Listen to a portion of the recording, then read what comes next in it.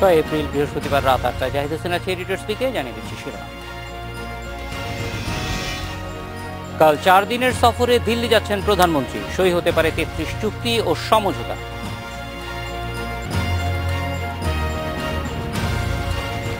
পাহাড়ি ঢলে তলিয়ে গেছে 1.5 লাখ হেক্টর জমির ফসল, প্লাবিত হচ্ছে নতুন নতুন এলাকা।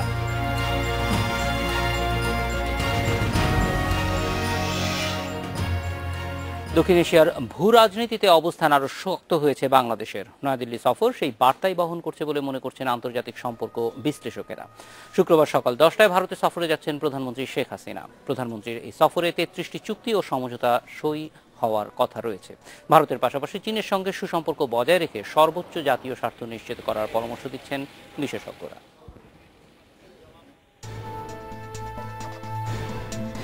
বাংলাদেশের ভূখণ্ডের 3 পাশেই প্রতিবেশী ভারতের সীমান্ত। ভৌগোলিক সীমানা, আঞ্চলিক নিরাপত্তা ও অর্থনৈতিক উন্নয়নের ঐতিহাসিক সম্পর্ক রয়েছে দুদেশের। ভারতের নরেন্দ্র মোদী সরকার ক্ষমতায় আসার পর এই প্রথম দেশটিতে দ্বিপাক্ষিক সফরে যাচ্ছেন প্রধানমন্ত্রী শেখ হাসিনা। এ সফরে সই হবে বেশ কিছু চুক্তি ও সমঝোতা স্মারক। অভিন্ন নদীর পানি বণ্টন সহ বাণিজ্য ঘাটতি কমানোর মতো ইস্যুগুলোতে সমঝোতায় পৌঁছানোর উপর গুরুত্ব দিবে ঢাকা। অন্যদিকে প্রতিরক্ষা সহযোগিতা সহ আঞ্চলিক নিরাপত্তা জোরদারে মনোযোগ দিচ্ছে নয়াদিল্লি। বিশ্লেষকেরা বলছেন, আঞ্চলিক প্রেক্ষাপটে এখন অনেক বেশি গুরুত্বপূর্ণ হয়ে উঠেছে বাংলাদেশ। কারণ বাংলাদেশ এই মুহূর্তে দক্ষিণ এশিয়ায় তার যে ভূ রাজনৈতিক গুরুত্ব এবং তার যে ভূ অর্থনৈতিক গুরুত্ব সেটি অপরিসীম আমি বলবো। ভারত চীন সম্পর্কের ক্ষেত্রে বাংলাদেশকে প্রক্সি হিসেবে দেখা উচিত না, কারণ ভারতের সঙ্গে বাংলাদেশের অত্যন্ত ঘনিষ্ঠ সম্পর্ক, শক্তিশালী সম্পর্ক আছে এবং সেটি আরও বেশি শক্তিশালী হবে সেটাই আমরা চাই। বিশ্লেষকরা বলছেন, বর্তমান সরকার দক্ষতার সাথে দুই পরাশক্তি চীন ও ভারতের সঙ্গে সম্পর্ক উষ্ণ রেখেছে।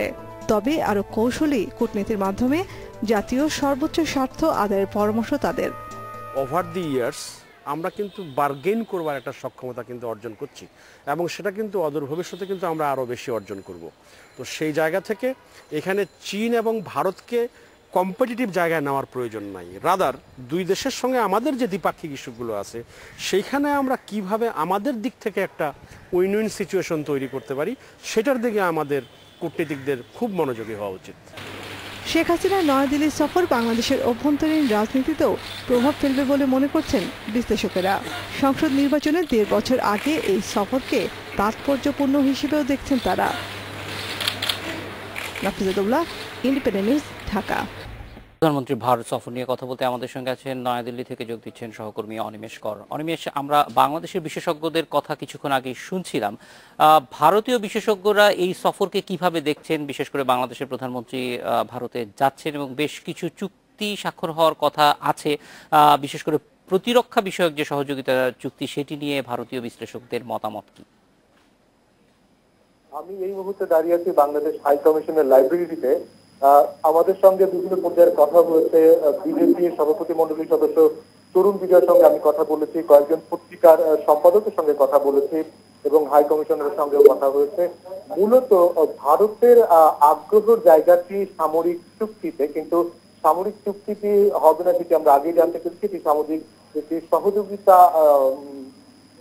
এমওইউ স্বাক্ষরিত হবে, সহযোগিতা স্মারক সই হবে। তার মধ্য দিয়ে ভারত মূলত চাইছে যে এই সামরিক ক্ষেত্রে এই সহযোগিতার থেকে তাদের আগ্রহটি বেশি, কিন্তু বাংলাদেশের আগ্রহের জায়গাটি তিস্তা।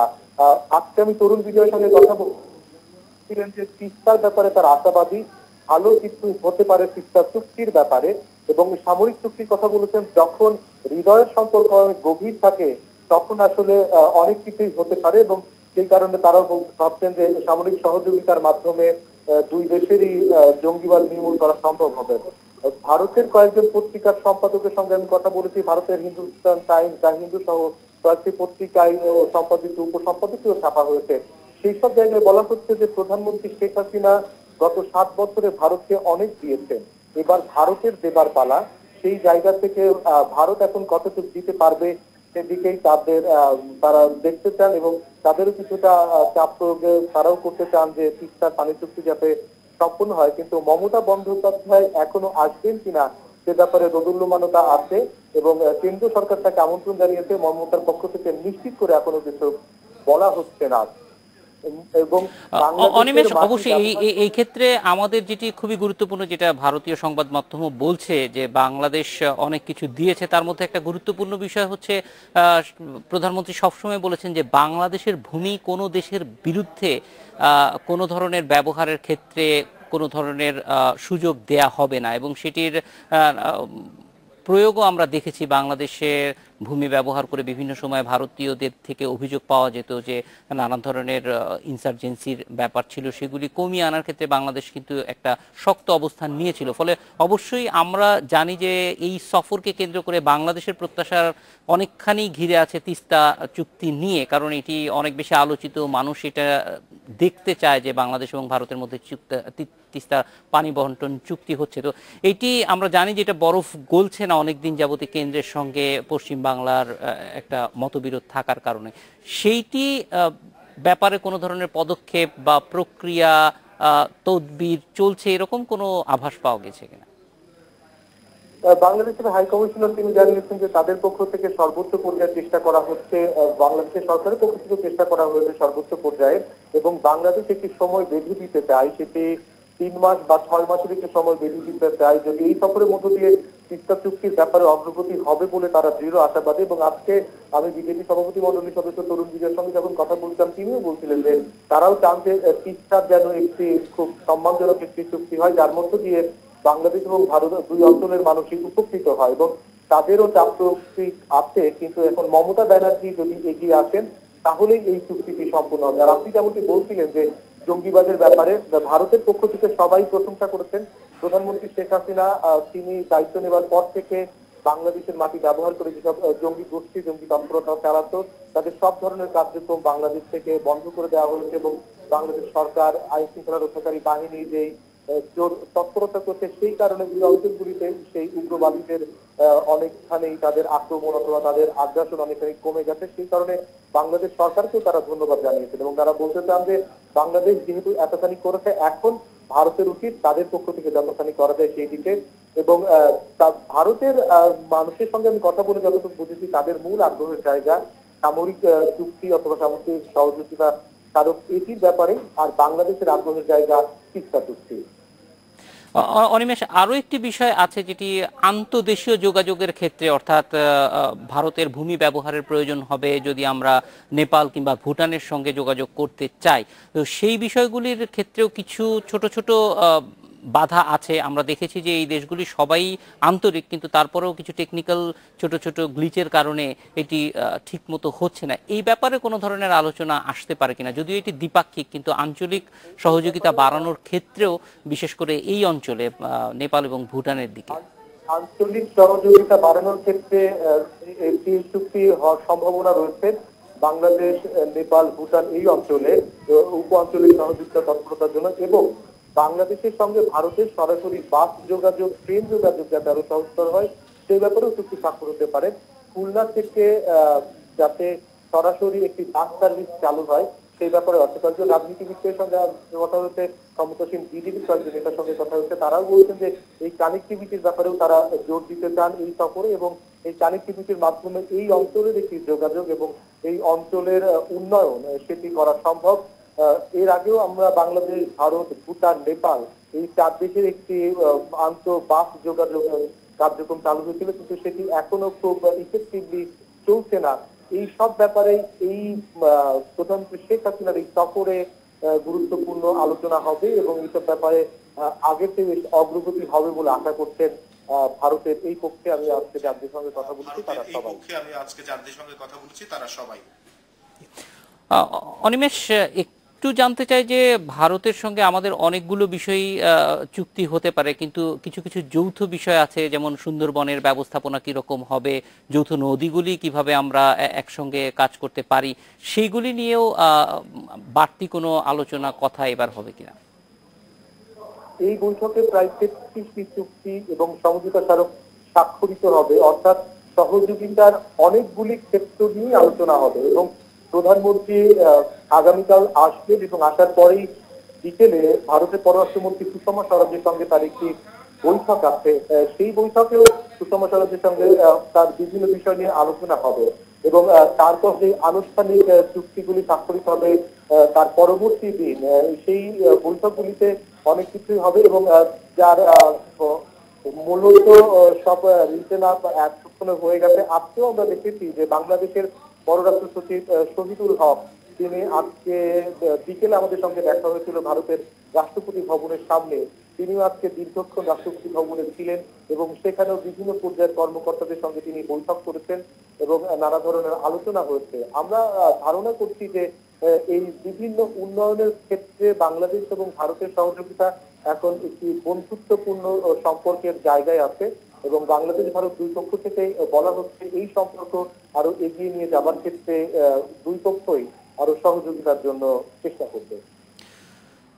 অনিমেষ কর, অনেক ধন্যবাদ আমাদের সঙ্গে যোগ দেওয়ার জন্য। এডিটর স্পিকে নিচ্ছে একটা বিরতি।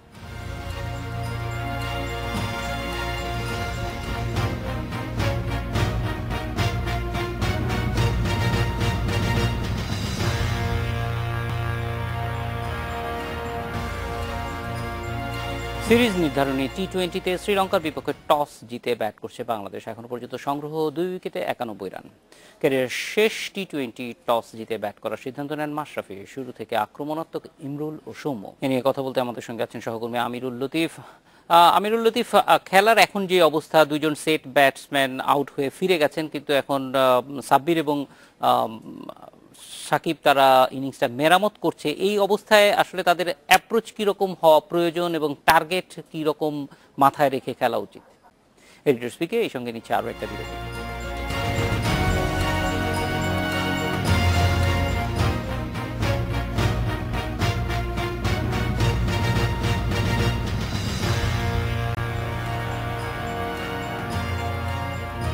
পাহাড়ি ঢলে সৃষ্ট বন্যায় তলিয়ে গেছে দেশের উত্তর পূর্বাঞ্চলের 6 জেলার বেশিরভাগ হাওরের বড় ফসল। ক্ষতিগ্রস্ত হয়েছে 2,40,000 হেক্টরের বেশি জমির ধান। ক্ষতি মোকাবেলায় এখনো প্রশাসনের কার্যকর কোনো উদ্যোগ নেই বলে জানিয়েছে কৃষকরা। জমিনও নাই নিজের, আমি মানুষের জমিন আদ্যাবাগে করি, সুদ টেকা আনছি, মানে মানুষের সুদই যে মুখিবি কিভাবে আর নিজেই বাঁচমু কিভাবে? এমন প্রশ্ন এখন উত্তর পূর্বাঞ্চলের 6 জেলার কয়েক লাখ কৃষকের। চড়া সুদে ঋণ নিয়ে ধান লাগিয়ে এখন সর্বশান্ত হওয়ার পথে তারা। কৃষি বিভাগের তথ্য অনুযায়ী সবচেয়ে বেশি ক্ষতিগ্রস্ত হয়েছে সুনামগঞ্জ জেলায়। হাওরে 1 লাখ হেক্টরেরও বেশি জমির ধান পানিতে তলিয়ে গেছে, যা জেলায় আবাদকৃত জমির প্রায় অর্ধেক। সিলেটে প্লাবিত হয়েছে 59,000 হেক্টর বোরো ক্ষেত। মৌলভীবাজারে নষ্ট হতে বসেছে 15,000 হেক্টর জমির ধান। কিশোরগঞ্জ ও হবিগঞ্জেরও অবস্থার কোনো উন্নতি নেই। নেত্রকোনায় নতুন করে আরও প্রায় 15,000 হেক্টর বোরো ক্ষেতে পানি ঢুকেছে। হাওরের ফসল রক্ষায় আশা ছেড়ে দিয়েছেন কৃষি কর্মকর্তারাও। এই সময় তো আর কিছু করা যাবে না, হয়তো পরবর্তী বছর বা পরবর্তী মৌসুমে এই সমস্ত কৃষকদেরকে প্রণোদনা হিসাবে সরকার যদি উদ্যোগ গ্রহণ করে তাহলে সেই হিসাবে জেলা প্রশাসনের মাধ্যমে ব্যবস্থা নেওয়া যেতে পারে। এক সপ্তাহ ধরে পরিস্থিতির অবনতি হলেও ক্ষতিগ্রস্ত কৃষকের সহায়তায় এখনও প্রশাসনের কার্যকর উদ্যোগ চোখে পড়েনি। তবে কিছু এলাকায় সহায়তা যাচ্ছে বলে জানিয়েছেন কর্মকর্তারা। 210 মেট্রিক টন খাদ্যশস্য বিভিন্ন উপজেলাতে বিতরণ করেছি এবং 7 লক্ষ টাকার মতো জিআর ক্যাশ বিতরণ করেছি। আরও আমরা মন্ত্রণালয়ে আমরা সহযোগিতার জন্য আজকে আমরা লিখছি। হাওর অঞ্চলের বেশিরভাগ জমি এক ফসলি হওয়ায় এবছর আর ক্ষতি কাটিয়ে ওঠা সম্ভব না বলে জানিয়েছেন কৃষকরা। তাই ক্ষতিগ্রস্তদের জন্য বিশেষ সহায়তা রাখার দাবি করেছেন তারা। Independent news desk. বৃষ্টিতে ফসলের ক্ষতি নিয়ে কথা বলতে আমাদের সঙ্গে আছেন সিলেট ব্যুরো প্রধান আল আজাদ এবং সুনামগঞ্জ প্রতিনিধি জাকির হোসেন। আল আজাদ, বৃষ্টি এবং পাহাড়ি ঢলে এই এলাকাগুলোতে প্রায় প্রতি বছরই এই ঘটনাগুলি ঘটে। এটা কতটুকু অসতর্কতা আর কতটুকু প্রাকৃতিক বিপর্যয় মনে করেন?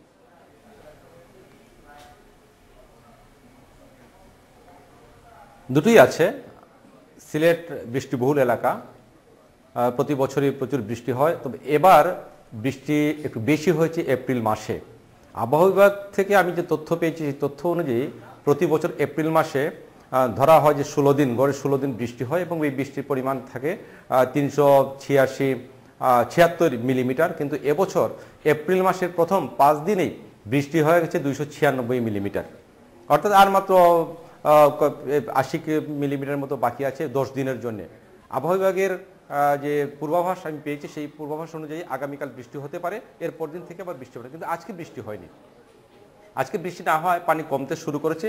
আমি আজকে বিকেলে সিলেটের যিনি কৃষি সম্প্রসারণ অধিদপ্তরের উপপরিচালক আবুল হাসেম তার সাথে কথা বলে তিনি আমাকে জানিয়েছেন যে আজকে বৃষ্টি না হয় পানি কমতে শুরু করেছে এবং কমতে শুরু করায় কিছুটা ফসল রক্ষা পেতে পারে তারা বলে তারা আশা করেন। বৃষ্টি দিয়ে আবার শুরু হয়ে যায় তাহলে ফসল রক্ষা করা সম্ভব হবে না।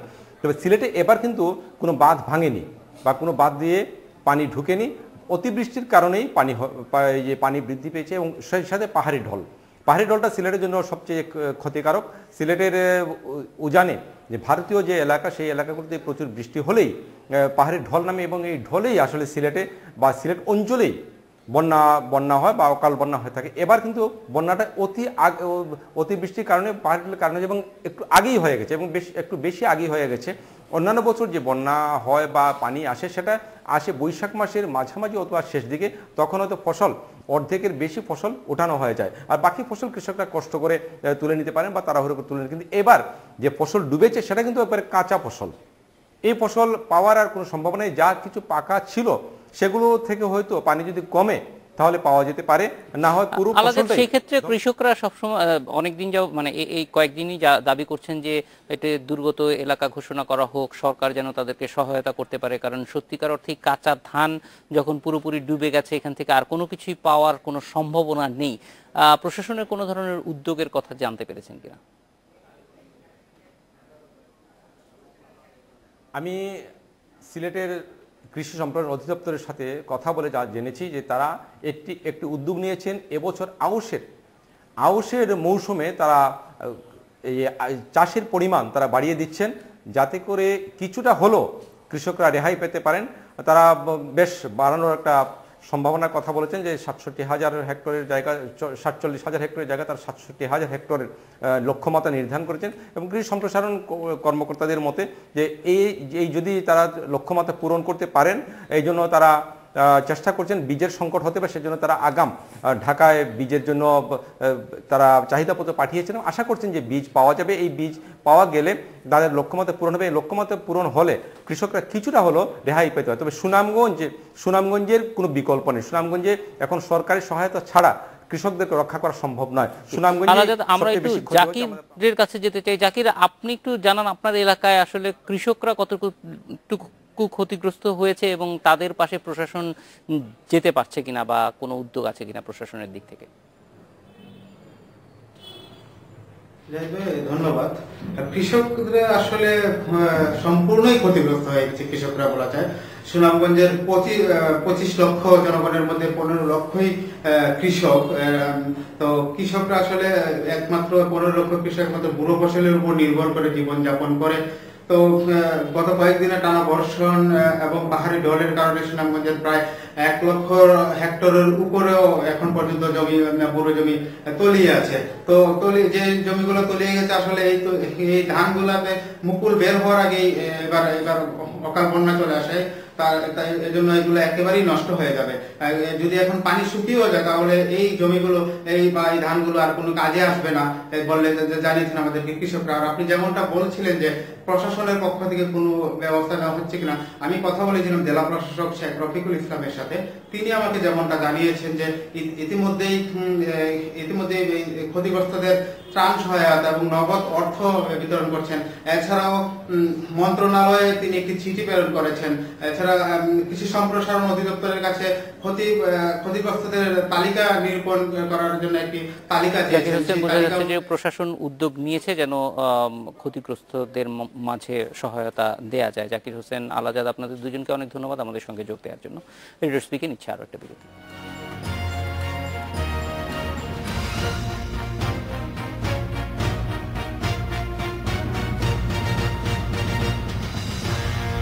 আজকের এডিটর স্পিকে আমন্ত্রণ আমাদের পরের আয়োজন।